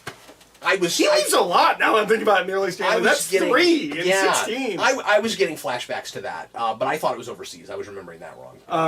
But yeah, no, I mean, I think this feels Stan Lee, but I don't feel like it feels more any more so. Okay. Yeah. But the villain is so over the top in a Stan Lee way, and you did not have that with a Vulture. He's pretty over the top. Not like this guy. No, but he's also not Mysterio. Not like this guy. Yeah. How do you feel about how the name comes out? I'm fine with it. Yeah. It's as good as anything. You know what? I also like that he runs with it and just likes That's what I like about it. I like, he has this whole speech that could not, like, he's constantly improvising. He has this whole speech that is built around, I'm Mysterio, and like, somebody else made up that name for you. It is weird that he doesn't come to Fury with a name. He's a superhero. He doesn't have a name. Yeah, and you think that would be the first thing he would ask him. Yeah. Oh, you're a superhero. Which superhero name? Quentin Beck is my superhero name. Mysterio? Yeah, yes, question mark? But yeah, I liked it. It was part of an Italian phrase, and the Italian phrase was man of mystery, and it makes plenty of sense that that's what they would call him. Yeah. I think the night monkey thing is funny. Yeah. You know what? I didn't like it. I didn't like it when he's like, I'm a night monkey. I was like, that's dumb. But then when we kept doing it, I thought it was funny. That was in newspapers and stuff? This is yet another movie on my ever-growing list of reasons I don't like being on Ferris wheels. Nothing good ever happens on a Ferris wheel. That is very true. You show me a movie where people get on a Ferris wheel in a scene, like characters that you're following get on a Ferris wheel and bad things don't happen. You can't find one. Ferris wheels are bad places to be. Did the Betty Ned / Gank thing ultimately play out okay for you? Yes. Or did you get kind of tired of it? I was fine with it, but I don't think I like Gank. And I don't really have that in the first movie, but like, he's kind of dumb and I don't know if I like him. And I don't know why, but like that relationship thing, and they play it for comedy where like he acts like really wise, and like, where he's like, I remember when Betty and I fell in love, and at the end he's like, people grow apart, and I'm like, this is funny, but you're an idiot, and I wouldn't trust you with that, I'm Spider-Man, and I also wouldn't come to you for advice. Yeah. You're not a good friend. We lost that way. We also lost that relationship to some degree, and I think that we're like, I wanted that to get either stronger or for there to be some kind of conflict. Mm-hmm. And not that I want him to become a Harry Osborn or anything, but I'm just saying he wants to be Hobgoblin. That would be insane. That would be insane. But I also feel like he's more integral to the story in the first movie, and I don't need him to be like the guy in the chair all the time or anything. But I was glad he wasn't this. We lost him. That relationship some, and I think that's bound to happen once MJ knows that he's Spider-Man. You almost don't need Ned anymore. You don't need Ned anymore. I'm fine if he has a reduced role in the next one. Yeah. That's unfortunate because I liked him in the first one. And if we, in the third movie, started taking him in a bad guy direction, it might seem real forced. I'm not sure after these two movies if that can even happen. No, that should not happen. And I don't believe that guy can break bad. I like that Betty got more screen time and that she got to do some things. Because I like her a lot. She's the little girl in Nice Guys, and I obviously like her. I like that actress a lot, and we would lose her if they did what I wanted them to do. I wanted her to be the one character that didn't blip. From the previous movie. Yes, because we didn't see her in the trailer, and I thought maybe that would happen. Mm-hmm. It would be a really interesting backdoor way to create the dynamic they have in the comics. Because suddenly she's 5 years older, and if she and Peter did have a thing for each other, they couldn't date, just like they couldn't in the comics. Mm. That would have and also she was doing the school news thing, and you could come into this movie and she's working at the Bugle. Like, it would have been really interesting if we'd done all that. Mm-hmm. And I'm not complaining because that's just an idea I had that I wish they went with, but shouldn't we have had at least one token character that didn't disintegrate? Like, we have kind of, but backwards. We have a new character here. The guy that MJ's interested in, or the guy that's interested in MJ, he didn't blip. Oh, I didn't pick up on that. Yeah, it took me a sec, or it took me until about halfway through the movie. But I'm pretty sure when they show the kids that change, there's like a little kid that becomes a man. I was like, he looks kind of familiar. And then I'm pretty sure he's the guy that's going after MJ. Who would it be weirder for? Like, the people that lived for those 5 years and then have to go to class with these kids that suddenly came back into existence that should be 5 years older, or those kids that come back and, like, who is it weirder for? I think it's weirder for the kids that come back, because you had 5 years to adjust to them being gone, and now they're back, and like I feel like that's easier to wrap your head around than I blinked, and now the entire world is different. That becomes like a Flight of the Navigator thing. Mm-hmm. Mm-hmm. That is Flight of the Navigator on steroids. Mm-hmm. But it's also this looming shadow that we're going to have to address for constantly. Yeah. That was the boldest move of Endgame. Yeah. Because at least there were consequences for it. At least they didn't and this come back dealt 6 with it seconds later. more than I expected it to. Right. But I'm also wondering if this will be the last time we really deal with it. I hope not. Me too. It can't be when you. Well, Black Panther, you can't. Black Panther has to do stuff. You can't ignore it in Black Panther. Yeah. And Ant-Man will deal with it peripherally. I don't think they'll make more Ant-Man movies. I don't know. They haven't released their slate. That's true. I would be surprised. Ant-Man and the Wasp and Stature. I don't know. It'd be really funny if we just. Because we're definitely setting up Stature because his daughter's older. I don't even know who that is. His daughter is one of the Young Avengers. Her name's Stature. I didn't know that. Yeah. They might just make a Young Avengers movie, but no, she's Cassie Lang is a Young Avenger, and she's a teenager now. She did get aged up. She's a teenager now, so we're doing that. Like, I'm almost positive we're doing that's cool. that. Which is unfortunate because I thought the little girl was really cute. Ant-Man and the Wasp. It's one of the highlights of that movie. She's great in both. Yeah. Yeah, no, sad she isn't going to play it anymore. But yeah, so I'm pretty sure we're doing that. So we might do Ant-Man and the Wasp and Stature or something like that. What other major things, or even minor things, that you really want to talk about? J.K. Simmons is back. So we couldn't afford a wig?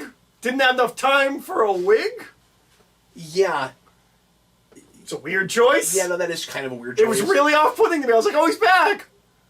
His hair's wrong. But he looks as much older as he is. And, yeah, I would have put a wig on him. Especially because this is the first official appearance of that character in this continuity, and he doesn't really look that much like Jameson. Yeah. He's got the mustache. He's got the mustache. But no, they should have put a wig on him. That's especially because a lot of times he has that thing that every Marvel character does where they go gray here. Yeah. That's going to make a lot of fans happy. I hear people all the time say he's the only person who can play it. I don't agree with that. I don't agree with that either. Especially looking at all the animated series where every single one's had a great Jameson. Yeah, and also the PS4 game, which has a different Jameson, and he's also really good. But like, maybe that guy had voiced him before. I don't think he had though. But I think my favorite is Spectacular, but my favorite almost everything is Spectacular. So you know. But yeah, Simmons coming back is really weird and interesting because it sets a brand new historical precedent. It's without, I was gonna say it's without precedent. We've never done that. We've never brought in, especially MCU. Like we've never, like we have recast the same superhero in a different continuity, basically. We've never had them play the same character again, though. Like we did with Ghost Rider. Although what's really funny is we are about to do the same thing with Robbie Reyes, and that is MCU, and so that's weird. Is it a different continuity? It is, yeah. They've said it's not going to be a S.H.I.E.L.D. spinoff at all. It's not going to be connected to that continuity, but it's the same actor playing the same character. That's what I read. Why are we doing Robbie Reyes then? I don't know. I guess they just liked him. Just one day. Just give Danny Ketch his day. But I can see why they might not want to be beholden to the S.H.I.E.L.D. continuity. Yeah, because nothing else is. But anyway, so yeah, so that's a weird choice. Like, I'm more fine with it. Maybe this is going to sound bad. I'm glad I didn't have really excited about. That's kind of my favorite thing. No, and it was fun to see. I don't want him to be a major character. I think if you did that, he should probably be recast. I assume he will be kind of like he is in the PS4 game. I assume we'll see him on screens and they'll be talking, but like, Peter Parker's not going to get a job at Daily Bugle, right? Like, that's not going to happen. I would be surprised. I want to know why he's taking pictures, like selfies of himself. Spider-Man? Yeah. Because... Is that just social media, like what we do now? Yeah. Do you want to talk about how everyone I'm not going to say under a certain age, is just self-obsessed and can't help themselves, and they have to constantly pay attention to them and make sure everyone's looking at them. Well, it's realistic. I don't know. Yeah. And then we do it with Flash, and Flash, while he's running, cannot stop recording himself just like a self-obsessed teenager right now, and that's realistic. But they also made that. And he kind of gets rewarded for it. That's true. They made a plot point where they're like, well, if you hadn't been constantly filming yourself, we would have all died. If you weren't self-obsessed. Yeah. I say in front of a camera. Yeah, I know. Well, that's the thing, is it's hard not to be part of the problem sometimes. I also think this is different than the Instagram thing. Well, I like to think that what we're doing right now is making a product as opposed to, look at this taco I had for lunch. Yeah, pay attention to me. Pay attention. Please pay attention. Please pay attention. Please. I'm important. But, I do not have delusions of importance. I'm really still super stoked after 10 years that anybody cares what I have to say about anything. And we get a little bit of background on Flash. We're like, oh, Flash has a not great home life, and that's why he's a jerk. Yeah, but I'm liking that stuff. But we're we don't know too much about it yet. But it makes I'm a broken record. It makes me wish it was a TV show. Because Spider-Man should be. Yeah. We gotta wait for 2 years to find out anything about any of that stuff. If we even pick up on that. That's not just a bit of just being go far enough. Hey, Flash is self-obsessed. He's not like other teenagers that are just self-obsessed, can't stop recording themselves. He does it because he doesn't get attention from his mom, and therefore he needs attention and validation from other sources. Where it came in the movie, it felt like set up to me. Like they want to... He's more utilized in this movie than he was in the first movie, and I get the sense that in 3 he could have a major role. And I'd be really surprised if he didn't find out about it. Becomes a Venom. Well, it'd be great if we could have 2 Venoms. I get that this black suit was supposed to kind of be based on Noir Spider-Man, even though it doesn't really look like Noir Spider-man. Do you think it looks a little silly? The stealth suit? I don't like it. I think it's a little silly. Yeah. I wish it was just the black suit. Me too. And it doesn't have to have the Venom symbol. Or it could have the Venom symbol. That's not Spider-Man's logo. And you don't have to worry about doing the symbiote later because Sony is doing Venom. You know what's really weird? The way the rights issues are, I don't even know if they would be allowed to use that symbol. I have no idea. It's really hard to say. I have no idea. The people making the Spider-Man movie might not have the rights to the Venom symbol Sony on the black suit. Sony would probably be okay with it because then what's her name? Because Venom didn't use it. Yeah. Well, but which it would have been dumb if it did, because I don't know why he has a spider motif. I don't know why his eyes look like that if they're not based on the Spider-Man mask either. But what are you gonna do? But who's the woman at Sony? Amy Pascal. Yeah. Because they would probably be totally cool with them using that symbol, because Amy Pascal could pop up and once again be like, "See, our movies are connected. Our movies take place in the MCU." With Feige, just tell her stop saying that. Yeah, stop. Quit saying That's not. One more quick point that I meant to mention like a million years ago is it's also kind of fun that we sold this movie on, once again, we're going to have a whole bunch of villains. We only have one. Well, we got like a team of villains. Nuh-uh. Well, okay. Yeah. Okay. But we only have one costume villain. Yeah. It's a costume villain with a staff. Mm-hmm. Like, they're almost a gang before they're anything, Yeah. right? Yeah. We only have one costume villain, and we're not setting up any other costume villains either. Some people were disappointed when they found out that we weren't going to bring back Shocker or Vulture. They wouldn't have fit anywhere in the story. I kind of assumed that we would cut back, that the post-grad scene would be like a reprise of the previous one, where like Quentin Beck goes to prison and like we're building to something. I kind of thought that's what we were gonna do, and then when they said like he's not, Vulture's not in it at all, and I was like, well, that is kind of weird. Well, now you say that, I feel like an idiot. We did kill Beck in this, right? Is he dead? No. So here's the thing. Uh-huh. Peter looks at him with the glasses and says, "Is this an illusion?" She says, "No, this is real." She does not say this heart stopped beating or like... So, like, he could be faking it, I guess. I also don't know when he took that video. The only place I could figure that he took the video is after Peter left. But Jameson seems to think he's dead. Also, there's some re-editing of events with that, too. So he would have had to have... Because he uses the footage of Peter saying, "Execute everything." Yeah. So, like, where that falls in the timeline, I think it would have had to have been after we thought he was dead. No. Am I wrong? No, because I think he does that before he puts the gun to his head, but maybe I'm wrong. But it's not like we would have had any time to edit that together. Yeah, he's got staff. Okay, well, they're working over. Maybe that's a projection. Maybe that wasn't even him recording that video. Oh, again, jumping everywhere. Another thing I wanted to mention earlier, there was a line that bugged me. And when we find out that it's actually Talos delivering it, I think maybe this is supposed to be one of the tells that it's not Nick Fury. I'm still not sure how I feel about it. Tell me if you had this. First of all, we still don't know how Captain Marvel got her name, because she's never been called that until this movie, and suddenly Peter knows that her name is Captain Marvel.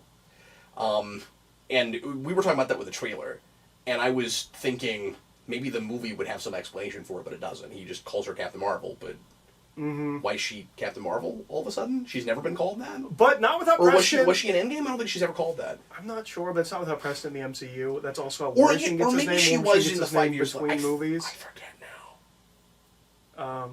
We do that a lot. Okay. But anyway, Fury says, he suddenly gets really irritated. Do you remember this? And he says, "Don't invoke her name."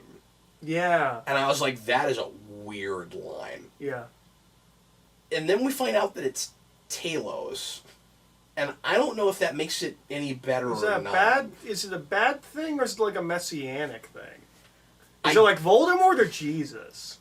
No, I think it's more like Jesus, but I still don't get it. Like, they don't worship her as unto a god. Like, why would he say... Maybe they do now. Okay. He explains her attitude in Endgame. It's a much more problematic line if it's Fury saying it, because that's just weird. Like, why would you say that? But I think that's supposed to be the first big tell that it's Talos. Okay. But it's a weird line. I want Sony to sue them because he didn't actually team up with Nick Fury. No, our contract says he has to team up with a major character, and it wasn't really a major character. No, but it was because he was in the background the whole time telling him what to do. He's telling him what to do. Or was he? Also, why is he pretending to be in front of a beach? Yeah, I don't know. Because, I don't know. Also, so if Nick Fury can't get you on the cell phone, he's like a normal person, like, can't get to you? We're like, don't you ghost me. You're Nick Fury. Yeah, he's like, you're a difficult man to get a hold of. I'm like, then you suck at espionage. Also, he only called once? Yeah. He called one time and said unknown caller. I also would not have picked up the phone. Yeah, when Happy's like, you don't ghost Nick Fury, it's like, apparently it's pretty easy to do that, though. Like, and there are no consequences for doing so. And what does Happy think Nick Fury does? S.H.I.E.L.D. doesn't exist anymore. I know. But what does Nick Fury do? What was he doing at the end of Endgame when he was working with Hill again, even though she used to work for Stark? Like, did she leave that job? I don't We're bad at setting things up and Is there paying a things thing off in that the I'm Marvel forgetting? Cinematic Universe. Oh, another big question I had is that because I didn't go back and rewatch. No. That's an Ultron. We find out that she was working for an Ultron. That's right. I forgot about that. But was it her? Was it the Skrull girl? See, who knows? Homecoming, I've not seen in a while, but I've seen it a few times. I don't remember. So like, tell me if I'm wrong. May doesn't find out he's Spider-Man in that movie, right? Yeah, she does. Oh, she does? I don't even remember. It is now. the last scene. Oh, that's right. Where she almost swears. That's right. Yeah. I forgot all Well, about she does that. swear. It just cuts off before. I forgot all about that. Okay, because I was like, did this happen between movies? Like, no, that's right. She knows he's Spider. Okay. Can I tell you why introducing Skrulls like this is a bad idea? Yeah. Because all I'm going to do is say everyone's a Skrull. I'm just going to constantly, like, they have opened themselves up, and not just me, everyone, I think, is just going to constantly be like, well, maybe they're a Skrull. Especially they're a Skrull the whole time. You don't even know. Maybe Tony Stark's not And they dead. always Maybe have to he's do a it with Skrull. the hands like this, too. Yeah. It's like, hey, he's a Skrull. Do you think... Tony Stark's not dead, he just went home. And it'll happen... We'll want to do it every time anybody seems remotely out of character. Yeah, it's just going to be a catch-all for, like, bad writing. Yeah, exactly. That's what I'm worried about. No, all of the humor in Doctor Strange doesn't not work. It's a Skrull making all those terrible jokes. Eric had a really cool... I mentioned this earlier. We both had theories about what was going on with Mysterio. And then it turned out to be comic book Mysterio, pretty much. Who's also an Iron Man villain, like you keep saying. Yeah. I thought... Mysterio mixed with, like, the Melter. Not that we had any idea about motivation or anything, but I thought that Nick Fury and Hill and everything was an illusion. I thought he was creating all of that stuff, whole cloth. And then when he gets the glasses, and I love it when he's like, that was easier than I thought! It's fantastic. But when Peter leaves and part of the bar starts to describe, I'm like, oh, I was right the whole time. Like, they're all good. And then there's that one scene where Hill is an illusion? No, Nick Fury's too. Oh, is he? Yes. I thought it was just her. No, because remember, Nick Fury leads with, you must have told other people. Who did you tell? Right. And then later, when he shows up again and he shoots Quentin back, that's the first thing he says again. But I thought there was a scene where she disintegrates, but he doesn't. He doesn't, but he is still an illusion. Oh, okay. I'm going on memory from when I was watching it and putting things together. Yeah. I forgot about that. Yeah. But so I didn't call that exactly, but like some of it I kind of got. I really liked your theory, and then I was glad that it was comic Mysterio, but yours would have been really interesting. Yeah, so he kept telling like Peter, like he kept giving like Peter like advice, but like bad advice. Back when like, we still thought that he was from another dimension. Yeah, where he's like never let anyone or never apologize for being the smartest man in the room. Yeah. And then he tells him there's a point. The thing that made me think it is there's a point where we do like a smash cut, and Nick Fury's like, "Are you paying attention to me?" And Mysterio's like, he's thinking about the fact that you just kidnapped her, like something like he's like insight like what Peter's thinking, right? Yeah. And I was like, oh, what if he's bad Peter Parker from another dimension? What if he's a Peter Parker who went down the wrong path? And Jake Gyllenhaal was almost Spider-Man. I think he was almost Spider-Man 1, but there was definitely talks. Did you know that everyone hates Tobey Maguire or hated Tobey Maguire? I found out. Working with him?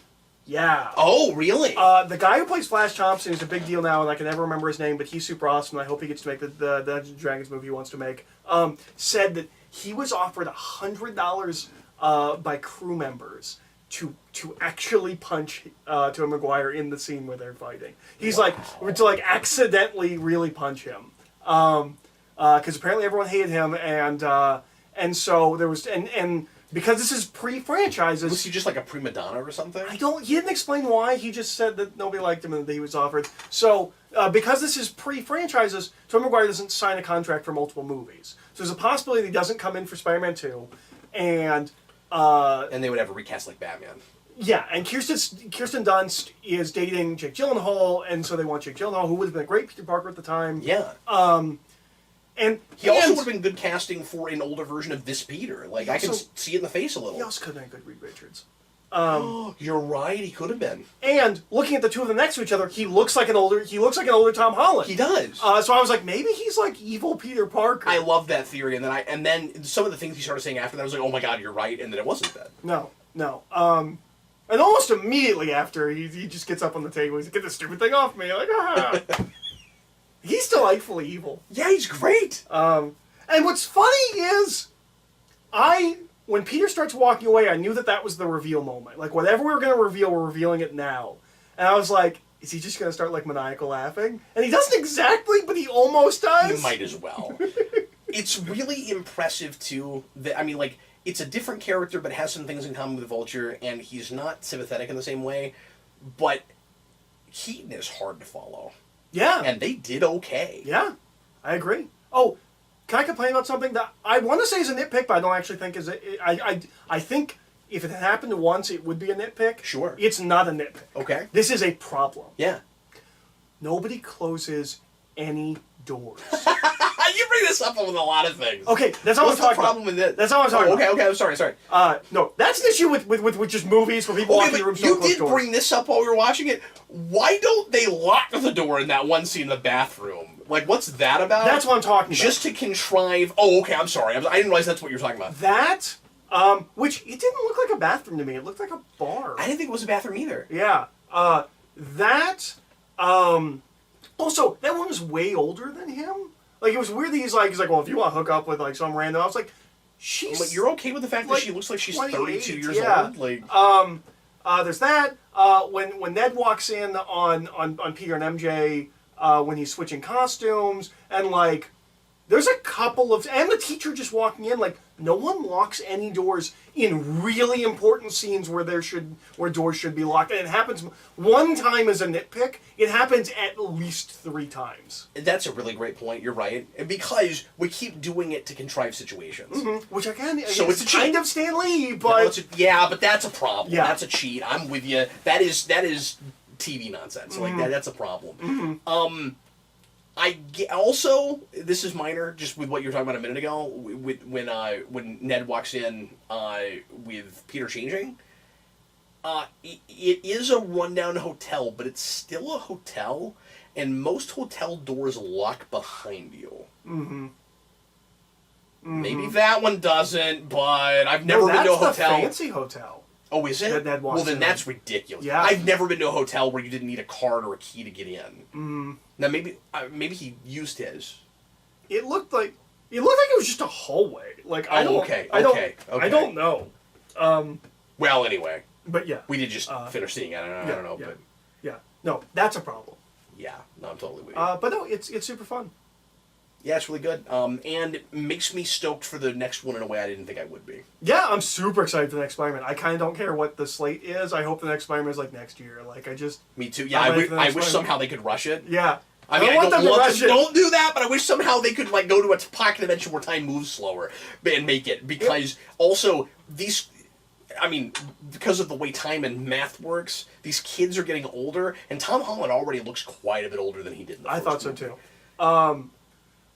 Also, it could potentially be the first Marvel trilogy that actually functions like a trilogy. As a trilogy, good point. Especially just with the titles alone. The next movie will have home in it. I guess in the title. There's no way around it. You still need, like, Infinity War and Endgame you still need those. I guess you need Civil War, but like I guess you still have to watch other Marvel movies in between. But like, it will function more as a trilogy than Iron Man or Captain America or Thor. It'll be and like I think it can still be a trilogy even if, on the grander scheme for events, you still need other things in between it because that's how comic books work, and it's going on that comic model. But you're right, like Iron Man 1, 2, and 3 are numbered and still don't function like a regular trilogy. Like the way they're named, it looks like it should be one story going through it, but it doesn't really feel that way. And you need Avengers between 2 and 3. More so than any of the rest of it, certainly. Captain America isn't even kind of a trilogy. No, not at all. And Thor isn't either, but maybe more than Captain America or Iron Man. I guess, we don't have 3 yet. I guess the Ant-Man movies work that way. Yeah. That does feel like a direct sequel that's not another story that's kind of set apart. So. But yeah, no, the Spider-Man movies kind of, so far they kind of build each other. Like, I think we get a third film that feels a continuation. And honestly, I would love it if Sony's contract keeps them from putting Spider-Man in other movies. Where, like, I really hope it does. I kind of want it to keep them from putting him in more like Avengers movies and things. Like, I kind of like him being on. Oh, I see what you're saying. You see what I mean? No, that's not, I thought you meant in their movies because I really don't want that. No. He's going to be in the Creighton movie. Apparently, a Spider-Man. I don't even know if it's Holland. Like, I'm so confused about all that. And if it is Holland, everybody's going to side with Pascal and be like, no, see, it's the same continuity. He's wearing a different costume. He's using his British accent. Well, That would be amazing. It's just, it's their weird backdoor way of doing a live-action movie that fits in the Spider-Verse continuity. Yeah, it's amazing. Yeah. If Sony was smart, they would just stop trying to make live-action anything with Spider-Man. Because they can... I mean, not the same way you could with live-action movies, but they can kind of print money with Spider-Verse now. Like, that movie performed, and people were excited about more of it. And why don't you just do your shared universe now with animation? Like, forget your Venomverse nonsense and... Yeah, why is the only thing that was announced a Spider-Verse sequel and the Girl Spider-Verse? They announced a billion things. No, you're not right about that. Oh, I heard those two in a TV show. They announced, like, 6 things. And I would love it if they spun out and stopped doing interdimensional things. Like, let the Spider-Verse movies be the big crossover movies, like Avengers. They're your Avengers. And go to Spider-Man 2099, do Spider-Man Noir, and I also would love to hear Spider-Girl and Spider-Gwen. And I also would love to hear Tom Hardy try to do that voice in animation. Like do Venom in that continuity, but have Tom Hardy still be him. I mean, he's already doing the Venom voice as a voiceover. You know, I want the Spider-Verse 2 to be. If it's not Morlun, because I do want Morlun. I don't want the Inheritors. I just want Morlun. They won't do that though. It's Spider-Verse. No, that's why you don't want Morlun in that. Because if they do that, it will be that story. I want it to be. I just want it to go like all out. I want it to be Spider-Man into the Spider-Verse clone saga. And we have multi-dimensional Spider-Mans and clones of the multi-dimensional Spider-Mans, and there's like 16 billion Spider-Mans. See, like... And you don't know which one's which. That doesn't even exist. I've not seen it. My brain already hurts just imagining such a thing exists. Imagine a multi-dimensional clone saga, if you will. I'd watch it. I would watch it for the train wreck. That sounds amazing. Everyone wants to do the clone saga. Everyone wants to show that they can do it well. It would be insane if that's where you tried to do it. In your second movie? Yeah, and then you set it in, like, you do it between TV shows and other movies and everything. Yeah. And then you do canonical comics that are, like, really important. Just do it with, like, a million things. Yep. And you do video games that you have to play. Yeah, it's multimedia. Yeah. Well, is that going to do it? I think that's it. I think that's it. About everything we talk about. We really exhausted all the... I'm sure there's something we should have mentioned. I'm sure there's lots of things we didn't talk about, but yeah. Yeah. But yeah, I was super happy with it. Me too. It's really good. Yeah. Well, anyway, thanks a lot for watching, everybody, and leave your comments. Tell us what you thought about Spider-Man Far From Home. We just talked about a bunch of Spider-Man movies for a minute. I was like, what's it called again? Far From Home. And in the meantime, we'll see you again shortly for more reviews. I'm Captain Logan. Bye, everybody.